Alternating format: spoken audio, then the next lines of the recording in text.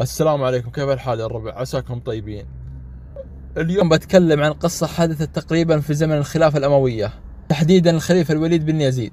عندما قتل الوليد بن يزيد طرد أهل اليمامة وجلهم من بني حنيفة وليه علي بن المهاجر، وأصبح الأمر في اليمامة لبني حنيفة، وقد رغبوا في إخضاع القبائل المجاورة، فسيروا جيشا إلى قبائل كعب بن عامر، وقد علمت عقيل وغيرها من قبائل كعب بتوجه بني حنيفة إليهم، فجمعوا أمرهم والتقوا بهم في الفلج. وقد انتصر بنو عقيل وقبائل كعب على بني حنيفة، وخلدوا ذلك النصر في قصائد كثيرة، ومن أبرز أولئك الشعراء الذين افتخروا بذلك اليوم القحيف العقيلي الذي يقول: لقد جمع المهير لنا فقلنا أتحسبنا تروعنا الجموع، سترهبنا حنيفة إن رأتنا وفي أيماننا البيض اللموع.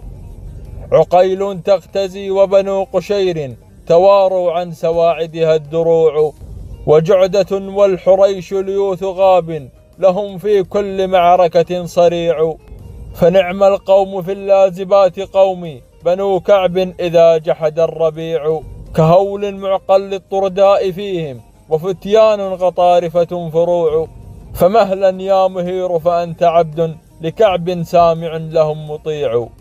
تركنا على الناشاش بكرا بن وائل بطون السباع العاويات قبورها، قتلناهم حتى رفعنا أكفنا بمشهورة بيض حداد ذكورها. وشيبان قد كانت لحينا وشقوة كباحثة عن شفرة تستثيرها، سلوا فلج الأفلاج عنا وعنكم وأكمه إذا سالت سرارتها دما. عشية لو شئنا سبينا نساءكم ولكن صفحنا عزة وتكرما. عشية جاءت من عقيل عصابة تقدم من أبطالها من تقدما.